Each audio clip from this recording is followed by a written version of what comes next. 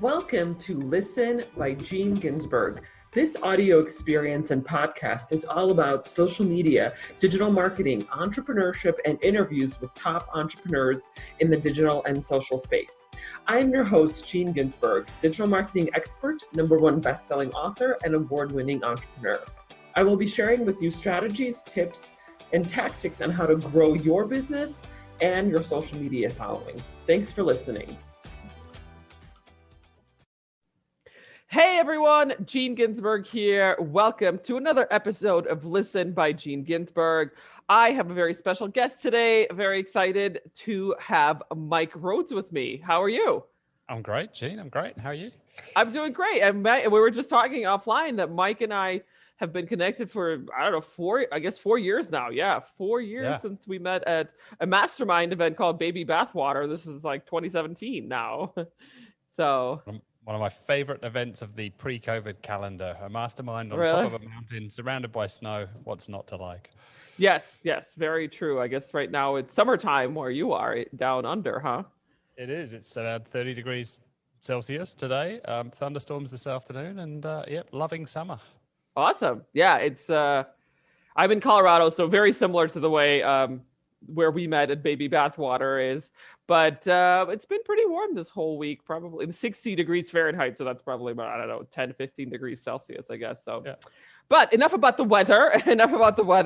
Let's jump into our first question, which I always like to give our audiences some context. Tell us about your background, where you came from, and that kind of leads into, where you are now. Cool. Well, I've always loved the business of business. I always knew I would have my own business. I love talking about business, helping businesses grow has always been my thing. So when I sold my first business and then moved to Sydney, almost 20 years ago, I became an E-Myth coach and consultant through a bizarre set of circumstances and would go into these businesses and help them systemize. But all they wanted to know was, mate, how do I get more leads? How do I get more customers? How do I get more covers in the restaurant, more patients in the clinic? And I'm trying to sell this huge system from Gerber, and it was all about mindset and systems and thinking and team. They just wanted more people in the front door. So when I saw this guy, Perry Marshall, speak in 2004 about this new thing, Google AdWords, oh my God, this is what they all want and need. Drop the E-Myth thing, which I was pretty terrible at because nobody wanted to buy the whole system. They just wanted module 5, the get more leads thing, and you couldn't just sell a single module. And I pretty much started the agency straight after that. I wandered off and ran someone else's business for about a year and a half in the middle there because it gave me the opportunity to travel around the world, which was lovely. And then started the business, helping other businesses grow using this new thing, Google Ads, because you would only show ads to people that were searching for exactly what you had to sell, and you'd only pay for that ad if they were interested enough to click. And that I wasn't smart enough to say at the time, oh, this is the future of advertising, buy some Google shares. I didn't do that, but I did know that this was something that small businesses needed desperately. They were wasting money on, yellow pages and radio ads and letterbox drops and spray and pray with no idea of what was working. And here was something that was trackable and that didn't cost very much back in 2004. The agency has been going strong for close on 16, 17 years. Wow. So that's amazing. So that's what you have now, I'm assuming is the PPC agency, right? So 2 businesses now. Yeah. So There's the agency, which is the done for you service, which is Google Ads, Facebook ads, but we really stick to our knitting there. We don't build apps or websites. We don't do SEO. We just do that paid acquisition. But then I have a second business where I teach other agencies. I teach the competition basically, how to do what we do. How to do Google Ads, because I've discovered along the journey that I'm a teacher at heart. I love that side of it. So that's my creative expression, right? Teaching other agencies how to do the Google Ads and Data Studio and YouTube and Google Shopping and all of those things, but then also how to grow their fledgling agency. And that's been really, really good fun. Oh, absolutely. Yeah. So you kind of start teaching the other side, right? So which is the competition, like you said. I like that. So it's not only just the done for you services. So tell us about how Google Ads has changed. I mean, I know back in the day, 15, 20 years ago, you can get things for a nickel, which is 5 cents. But how are things have changed now, 20 years later? They continue to change. There was another announcement just a few hours ago this morning, not to date this podcast because it'll go out in a few weeks, but Google has just announced that they're doing away with yet another little feature inside the system, which means we all have to change our processes and adapt. They, being Google, discovered machine learning, I guess, at scale back in 2011. Probably the smartest guy that most people have never heard of. This guy, Andrew Ng, introduced ML, machine learning, to Google. And translation was the first place that they put it. And now it's in every product in Google. It's in Maps, it's in Gmail, it's in Google Docs, it's everywhere. They bought this little company out of London that had zero revenue and zero clients, and they paid $500 million for that one, called DeepMind. And that is probably the most famous AI company in the world. That was the one that played Go and played shogi and chess and has done incredible things over the past few years. All of Google's, or a lot of Google's AI on the Google Ads side is based on that DeepMind technology. Basically the best AI engineers in the world building amazing tools. And so Google has evolved to use the AI and the machine learning more and more and more over this past decade. When they roll something out, it's usually pretty useless. And all of us old timers in the industry jump up and down and say, stop stealing our money and you can't do that. And don't steal control away from us. But it's doubling in power every 4 months, which means every 5 years it gets 30,000 times better. So if you're listening to this and you tried some of Google's AI a couple of years ago and you threw it away in disgust and said, this doesn't work, give it another try, because bits of it work really, really well. You still need, a fundamental understanding of how the tool works. You still need a human in the loop. We're not at that point yet, which I think Google would like us to get to, of just give us your credit card and just leave it with us. Just trust us. We'll spend your money wisely. We're not there yet. We may get to that point one day, but one day I think we're a little bit away from that. But yeah, it is changing rapidly. I mean, I could list a whole bunch of features and tactics that have changed over the years, but it's fair to say that there's a lot of them every year. Yes, I actually just got that email. I totally forgot. Yep, I got that email because I am an admin on several Google accounts. And they were doing away with broad search and phrase search, I believe, right? Doing away with modified broad and replacing it with search. So phrase will now do the job of phrase and mod broad. Look, I've predicted that we'll probably see the end of match types entirely, possibly by the end of next year. We might see the end of manual bidding by the end of next year. Google certainly, the end of negative keywords by the end of this year, maybe next year. There'll be a point where we don't get to write those expanded text ads that we all love, where we have maximum control. We're going to get forced to use Google's responsive ads at some point, I expect. Apologies to the listener if this is all jargon, but yeah, Google want you to just get out of the way of the machine and let the machines do what they're good at. But those of us that have been doing it a while, like yourself, we know that isn't always going to get the best result. Right. Yes. Well, I love the fact that it's moving in that direction, because I think the machines know much better than we feeble-minded human beings. So I think, of course, there's going to be some oversight from a human, but I think they do a much better job of seeing the small nuances that we might not always catch. From a bidding point of view, certainly. I mean, all of those signals that the machine has that we don't have. I mean, the asymmetry of data is getting really out of whack. They couldn't give us all the data they had, even if they want to, and they definitely don't want to, but they're now actively taking data away from us. It's no surprise that this change today with keyword match types is rolling out sort of 5-6 months after they started hiding more and more search query data. So you can see where they're going. You can see how we're going to lose control. We're going to get less data. We're going to be forced into the automation more and more over time. We have to learn to play with that, stop bitching and whining and saying, it shouldn't happen, because there's no going back. But how do we work with the machine? That's the future. Smart humans working with smart machines. So what do you think is going to be the change with agencies? Are agencies going to be out of jobs, or what do you think is going to be happening in the future? That's a great question. I personally think it's a more hopeful future than that dystopian view. I think Hollywood and news media have told us that all these jobs are going to go away. And yes, if you work in a factory and you move the thing from there to there and you pick it up and you move it and you do that all day, then actually you probably want your job to be taken over by a machine so you can go do something more interesting.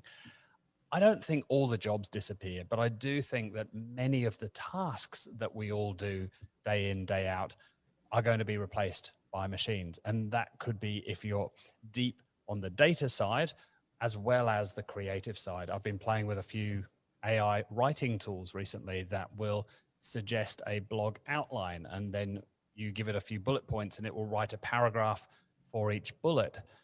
They're not great. You would never throw a few suggestions in, hit go, and then publish whatever came out of that machine.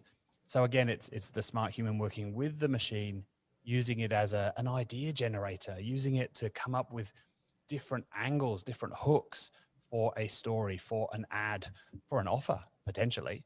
But the machines are getting very good at a range of things. But how do we use that? How do we use it to enhance our skills, not replace us? So we keep moving up, more creative, more strategic stuff.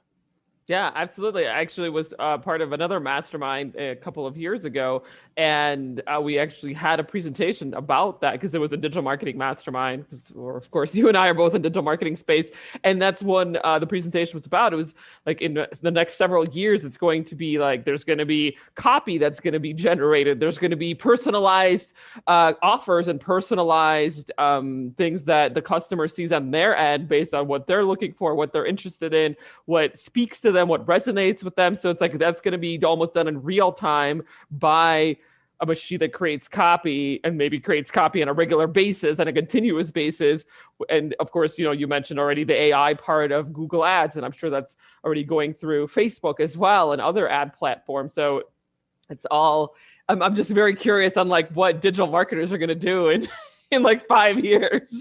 Well, yeah, I've taught this sort of pyramid framework for many years now of bidding, targeting, messaging, because let's go back to basics, right? Advertising is about showing the right message to the right person at the right time. And I would add to that, doing so profitably as much as we can tell. Let's not get into attribution today, but bidding, targeting, messaging, bidding at the bottom of the pyramid because the robots are coming up from the bottom. So bidding is easy for the robots. It's just a math problem. They're very, very good at doing math very, very quickly. And again, Google and Facebook have a ton of data that they're never going to give us. So they are best left to do that piece. And Google's automated bidding, smart bidding options, a couple of them, Target CPA, Target ROAS, are very, very, very good. Now, they weren't 2 years ago. Now they're as good, if not better than a human.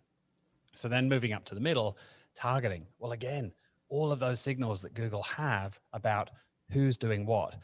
For the time being, the end of cookies is going to change that. Apple and Facebook's little spat at the moment, which is a bit more than a little spat now, is going to change things, iOS 14 and so on. That's going to play out over the coming weeks and months. Messaging, if you'd asked me a couple of years ago, I would have said that's the safest place to be as a human right now, because it's going to take a while for the computers to come up through those other levels. And then GPT-3 happened, 8-9 months ago. And I was listening to some fascinating podcasts from some of the engineers behind GPT-3, which if your listener doesn't know is essentially a machine that predicts the next word. But it can write poems, it can write code, it can write essays, it can do maths. Because if you give it the sentence 123 plus 457 as an English sentence, it understands what those words mean, sort of, and will give you the answer. As accurate as most human beings would be. It's mind-boggling. They weren't expecting that when they built this model. The key thing about that is that the chart is still going up and to the right. In other words, GPT-4 will be better. GPT-5, GPT-20 will be mind-boggling. And there's this arms race going on between all of those AI geeks at the moment, just throwing more and more compute and more data at that to see what else will this thing be able to do? I don't know how far down that rabbit hole you want to go, but if you've heard of AlphaGo Zero, which was, first we beat the humans at Go, then they built a machine that could play Go without looking at what any humans had ever done. They just gave it the rules of the game and it learned to play by itself. It did, a couple of 100 years worth of simulation in a few days, and bang, it was as good as the humans straight away. Their latest version, DeepMind's latest thing, is called Mu-Zero, M-U-Z-E-R-O, if you want to search it and look at some examples. That's learning to win without knowing the rules of the game. So just by playing the game, and I think it plays something like 180 years worth in a day, it figures out what the game is and how to play the game. So you think about what that might mean in the near future for strategy, for solving problems where we can't explain to the machine what the rules of the game are because we don't bloody know what the rules are. And there's always gaps in the data. There are always unknowns. The machine's going to figure it out faster than we think.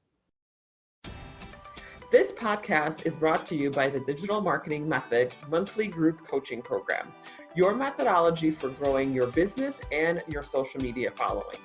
Join me and my group of supportive entrepreneurs and learn how you can grow your business and your social media following, where we cover topics such as Instagram, Facebook, YouTube, email marketing, and so much more. Go to dmgroup.online, dmgroup.online. Oh, yes, this is amazing. I'm very curious about how this is all going to play out in the next couple of years, and then how also one of the things that I'm noticing, because I don't know, I'm reading this book called Abundance by Peter Diamandis. I don't know if you ever heard of him. He's kind of a I'm in his group. Yeah. Oh, well, there you go. Then you are very familiar with his book Abundance, right? And he talks a lot about all of these capabilities, but they are, this book was, I think, written about 10 years ago, I think around 2010 or maybe late 20 aughts. But there's still a lot of things that are not at application level. And so I'm wondering, yes, we do have all these fancy things that are going on, and there's a lot of AI, there's a lot of bots going on, but then at the same time, is it is it actually being used in applications that we use day to day? Well, I've got so many thoughts around that. First, his new book, The Future is Faster Than You Think, is well worth a read. Okay. As well as his other book, Bold. They're all worth reading. There's that Arthur C. Clarke quote, which I always mangle about, it's indistinguishable from magic. So we sort of keep looking ahead and we think, oh my God, it'll be amazing when that happens. But once it's normal, we sort of forget that was amazing 5 years ago.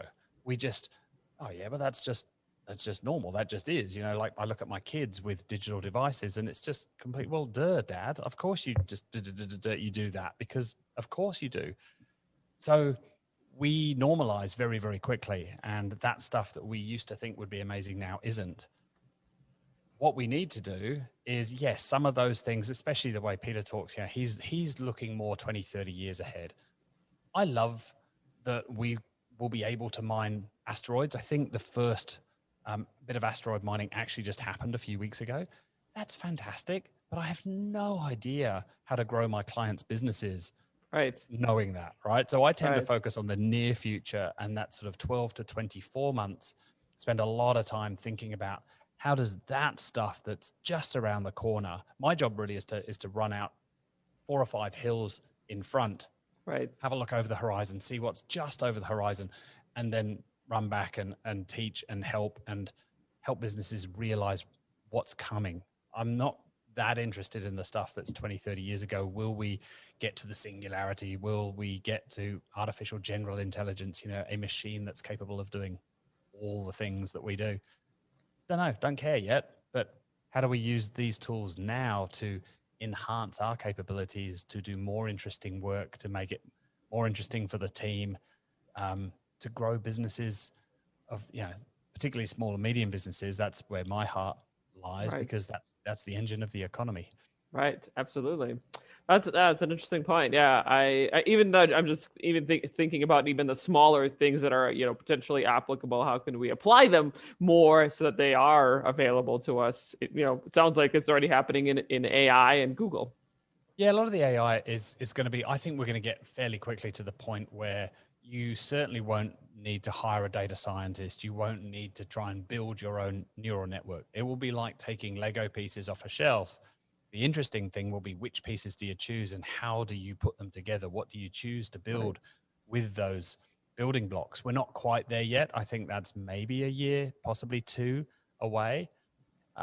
And if you use tools like Google or Facebook, there's an awful lot of AI built in. Again, it's indistinguishable from magic, right? You don't go, oh my goodness, it can do that. You just go, oh well, yeah, okay. Well, if it can do that, then I can do this. You know, it's nuts that I'm using this tool to write entire blog posts in seconds. Right. Eventually, that will be the case. So, a little bit offline before we started this episode, we were talking about COVID and how you kind of had ups and downs in the last year. So, tell us about your experience or the clients you work with. What's changed since COVID has begun, or now that it's hopefully on its way out? What's been the change in the last year? Well, yeah, it's I think for everybody, and I do want to preface this with we are incredibly fortunate, right? We were able to have the whole team work from home. We are able to continue to run a business, and I really feel for all those people that whose businesses have been shuttered for 9, 10 months, or that people have lost their jobs, lost their livelihoods. We have been incredibly fortunate. Most of our team already worked from home a day a week, so moving to full work from home happened within a day or two. I was actually away when that happened. I was away mountain biking in Tasmania, and I came back to an empty office. We'd only moved in here at the beginning of January, and now I've had the world's biggest man cave for the last year. Some clients hit the panic button fairly early, paused all ads.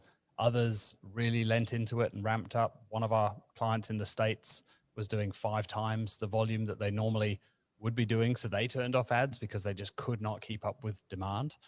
So it's been a real mixed bag depending on location. So we've got pretty much half and half clients between Australia and the US.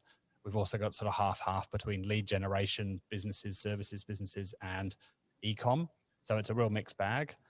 I've been very thankful for that. It's been harder to grow the agency that way, but I'm really glad that we didn't pick a niche like travel or education or hospitality, one of those ones that's really been whacked around. I've got plenty of mates with agencies that service those markets who have really, really hurt.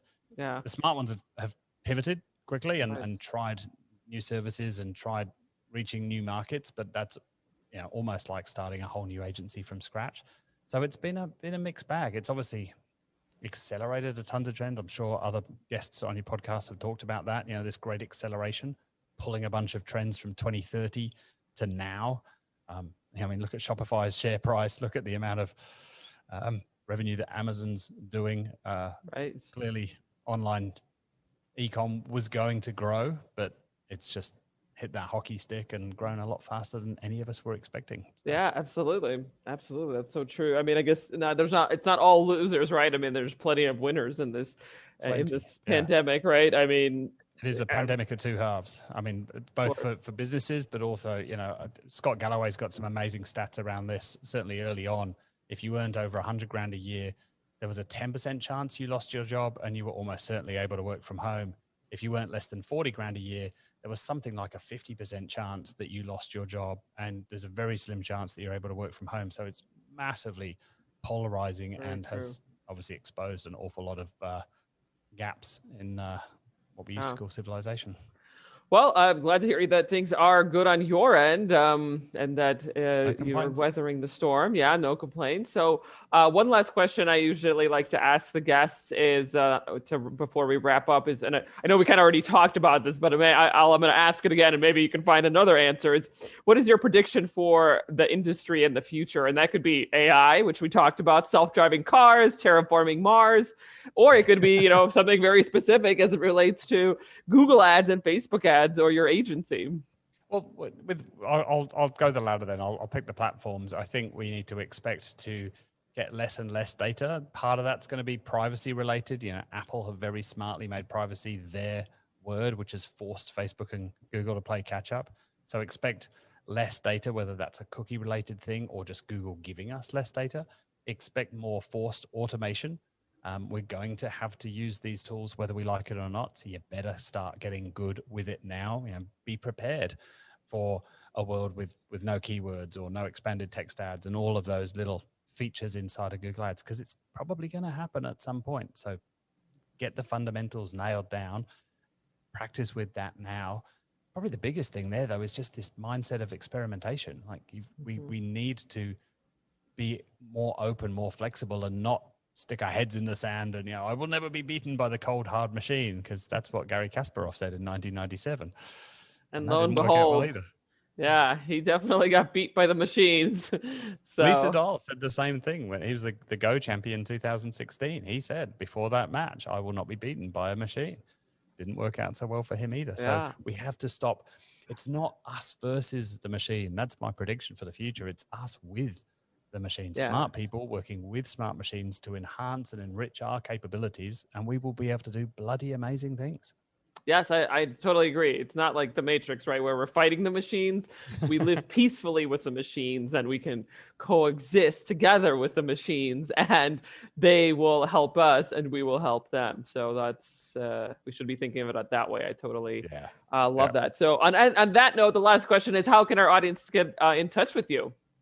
There's a few different ways, I guess. The Done For You agency is WebSavvy. That's websavvy.com.au, because we're down here in Australia. The training side of things, if you're interested in learning more about how Google Ads works, that's agencysavvy.com. Or just, I don't know, find me on LinkedIn, find me on Facebook. Everything's at Mike Rhodes. Twitter's at the Google guy, but I'm hardly ever on Twitter these days. But ask me a question. If there's something that's come up here and you're kind of, that's a bit weird, ask me a question. I love this stuff. I love talking about this stuff all day long. I love helping businesses grow. So yeah, find me online and let's connect and ask me a question. Awesome. Well, thanks so much for being here. This was great. A great conversation about the future of just the platforms that we're using now. So I love talking about that kind of stuff. So thank you so much for being here, Mike. Thanks, Shane. Very good to see you again.